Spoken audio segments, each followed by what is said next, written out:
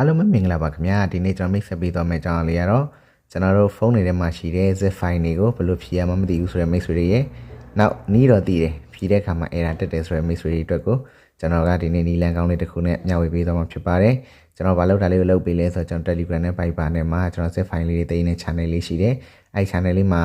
comment လေးတွေတွေ့ရတယ်ပေါ့နော်ခုနရှေ့ကပြောတဲ့နှစ်ခုကိုတွေ့ရတယ်အဲ့တော့အကုန်လုံးအဆင်ပြေအောင်ဒီနေ့ကျွန်တော် application လေးတစ်ခုသုံးပြီးတော့လုပ်ပြပေးမယ်ဒီ application လေးကို install တင်ပြီးလိုက်လုပ်ကြည့်ပါအဆင်ပြေပါတယ်ဒီ application လေးကတော့တွေ့ရတဲ့အတိုင်းပေါ့နော် RA ဆိုတဲ့ application လေးပဲဖြစ်ပါတယ်အဲ့တော့10မိနစ်မကျော်အောင်လိုရင်းတွေ့ရှင်ကျွန်တော်တို့တွေဝင်ပြီးတော့လုပ်ကြည့်အောင်နော်ကျွန်တော်ဝင်လိုက်ပါပြီAndroid technology for the blind official glowing star downloaded from Android technology for the blind official glowing star join my Telegram channel for more helpful content no thanks join Telegram အဲ့ဒါဘာပြောလဲဆိုတော့သူတို့ channel ကို join ခိုင်းပါတယ်ဒီကောင်က premium version ပေါ့နော်အဲ့တော့ update ထွက်လာလို့ရှိရင်သူတို့ channel ထဲမှာဝင်ပြီးတော့ယူလို့ရတယ် Telegram channel မှာ application တွေအများကြီးရှိတယ်ကျွန်တော်တို့အများမတန်ဆွမ်းတဲ့သူတွေနဲ့ accessible ဖြစ်တဲ့ application တွေရောမြင်တဲ့သူတွေသုံးလို့ရတဲ့ application တွေရောဥမာကတ်ဆိုရင်လည်းဒီထဲမှာ premium version တွေပါတယ်ယူလို့ရတယ် site တွေတော့ကြီးတယ်ပေါ့နော်ထားလိုက်ပါတော့ဒါတွေက account ကိုဝင်ပြီးတော့ငွေစီလို့ရတယ်အဲ့တော့ကျွန်တော်တော့မကြည့်တော့ဘူး no thank ကိုပဲကျွန်တော်နှိပ်မယ်ဒါဆိုရင်တော့ RA တွေကိုရောက်ပါပြီကျွန်တော်တို့စစ်စပြီးတော့ချုပ်မယ်ဆိုရင်ကျွန်တော်တို့သူ့ရဲ့ဘေးမှာအမှားချစ်လေးတွေရှိတယ်အဲ့တော့အမှန်ချစ်လေးနှိပ်ပြီးတော့လုပ်ရုံပဲเนาะကျွန်တော်လုပ်ပြမယ် Android 11.6.25 8:32 a.m. AI phone 11.126 AI Android application 11.11.25 9:25 application 11.11.25 ဟုတ်ပြီကျွန်တော်ဒီ folder ထဲဝင်လိုက်မယ်เนาะ folder တွေကျွန်တော်အများကြီးထားထားတယ်ဒီမှာတွေ့တဲ့အတိုင်းခွဲထားတယ်အဲ့တော့ကျွန်တော်က folder တစ်ခုကိုချုပ်ပြမယ်ပေါ့နော်UN 772480 content CA 2924 application 32220 app store 11226 11:37 p.m. ဒီမှာကျွန်တော်က recycle bin motivation v4.57.0 modified judgment apk 186 recycle bin v1 c1b531 c125 25 8:37 p.m. Collab v2.192 premium.app 68.6 mba 1624 11:27 p.m. Uncheck Collab v2.192 68.6 mba 1624 11:27 p.m. အဲ့တော့ကျွန်တော်ဒါလေးကိုစစ်ချုပ်မယ်ဆိုရင်ဒီမှာဟိုပါပေါ့နော်အမှန်ချပေးလိုက်မယ်ဒီလိုအမှန်ချလေးပေးလိုက်မယ်နော်အဲ့ပေးပြီးသွားလို့ရှိရင်ဒီကျွန်တော်တို့ဖုန်းရဲ့အပေါ်မှာပေါ့နော်ဒီလောက်ရမယ့်အရာလေးရှိတယ်ဒီ extract file ဆိုတာတော့ကျွန်တော် zip ဖြည့်တဲ့နေရာမှာသုံးတာပါတကယ်လို့ကို zip ဖြည့်မဲ့ folder ကိုဒီ extract file နှိပ်ပြီး okay ပေးလိုက်ရပြီ setting ချိန်ရင်လည်းရတယ်ဒါပေမဲ့မချိန်နဲ့နော်ဒီတိုင်းဖြည့်လို့ရတယ်ကျွန်တော်ကဒီ add file ဆိုတာလေးတစ်ချက်နှိပ်မယ်ဘာလို့လဲဆိုတော့ကျွန်တော်တို့ကဒါစစ်ချုပ်တဲ့နေရာမှာသုံးရမယ့်နေရာလေးအဲ့တော့ကျွန်တော်နှိပ်လိုက်ပြီကျွန်တော်ကနှိပ်လိုက်ဒီမှာသူခေါင်းစဉ်လေးတွေရှိတယ်ကိုကြိုက်တဲ့ခေါင်းစဉ်ကိုအသုံးပြုလို့ရတယ်တော့ general FM ပေါ့နော်ဒီမှာ name ပေါ့နော်ဒါတွေလည်းပြင်လို့ရတယ်သူကတော့ဒီမှာ RA ဖြစ်နေတယ်ဒါကိုလည်းပြင်ချင်းပြင်ပေါ့နော်ကိုသဘောပါအဲ့တော့ကျွန်တော်နောက်တစ်ခုကြည့်ရအောင်ဒါကတော့ပုံမှန်ဒီဟာနဲ့ okay ပေးလိုက်တော့ RA အနေနဲ့စစ်ချုပ်မယ်ဒါကတော့ဒီဟာကိုပေးလိုက်လို့ရှိရင်သူကစစ်အနေနဲ့ပဲချုပ်မယ်ဒီ set password ဆိုတော့ကျွန်တော်တို့ zip file နဲ့ password ခံပေးတာပေါ့နော်ကျွန်တော်တို့အရေးကြီးတဲ့ file တွေရှိရလေတရားကိုပေးရမယ်ဒါပေမဲ့ဘေးလူလည်းမသိသေးချင်ဘူးဆိုရင်ကိုဒီနှစ်ယောက်ထည့်တည်တဲ့ password ကိုထားပြီးတော့စစ်ချုပ်လိုက်ပေါ့နော်ဒီမှာကျွန်တော်နှိပ်ပြမယ်ဒီမှာဒါဟိုပါပေါ့နော်ဒီ password ရိုက်ထည့်ပေါ့ဒီနေရာမှာဒါဆိုရင်ဒီမှာ keyboard ကျလာပြီနော်အဲဆိုရင် password ရိုက်ထည့်ပြီး okay ပေးလိုက်ရင်စစ်ချုပ်သွားပြီ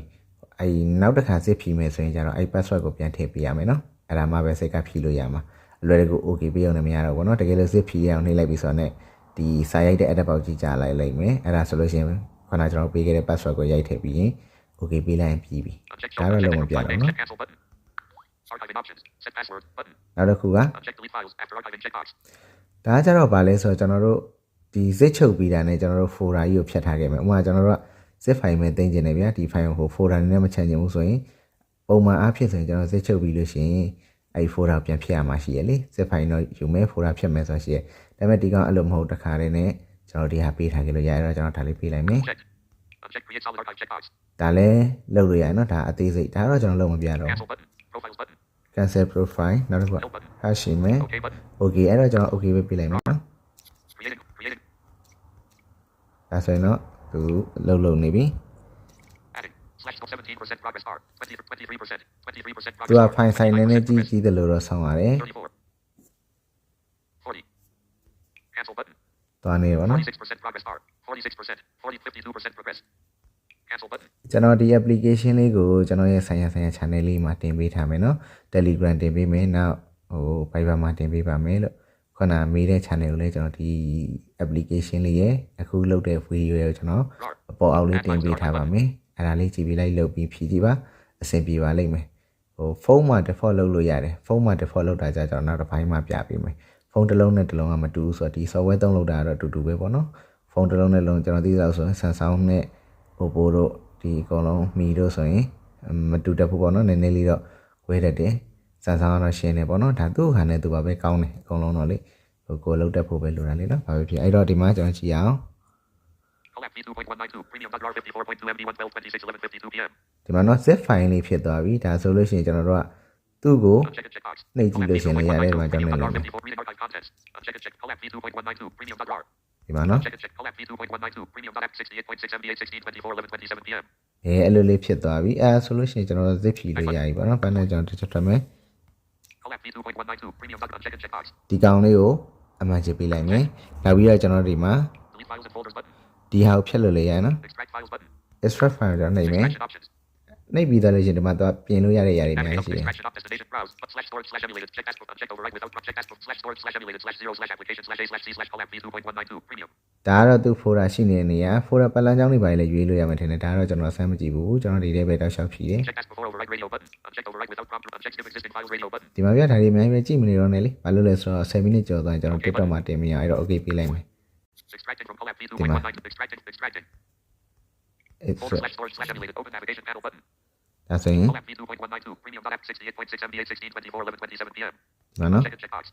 /storage/emulated /0/application uncheck Collab v2.192 uncheck checkbox device storage of one level uncheck checkbox Collab v2.192 premium.app 68.6 MB 16 24 11 27 PM uncheck /storage/emulated uncheck Collab v2.192 premium.app 68.6 MB unknown staging app cancel unknown ဒီမှာနော်ဒါဆိုလို့ရှိရင်ကျွန်တော် zip ဖြည့်ပြီးသွားပြီဒီမှာ package cancel button install တင်ရအောင်ပဲပေါ့နော်ဒါ application လေးလုပ်ပြတာဟိုကျွန်တော်တချင်းခွေတွေပါဆိုလဲအလိုပဲဖြည့်အတူတူပဲနော်ဘယ် zip file မှာဖြည့်ဖြည့် Collab v2.192 premium.rar 54.2 MB ဒီမှာဘာလေးလည်းရှိတယ်ခုနကကျွန်တော်တို့အထက်ကဖြည့်ထားတဲ့ application လေးလေးရှိနေမှာ2မျိုးဖြစ်သွားပြီပေါ့နော်ဒါက application ကိုသုံးပြီးတော့ zip ဖြည့်တာရယ်နောက်ဒီ zip လေးတွေပြန်ချုပ်တာကိုကျွန်တော်ပြတာ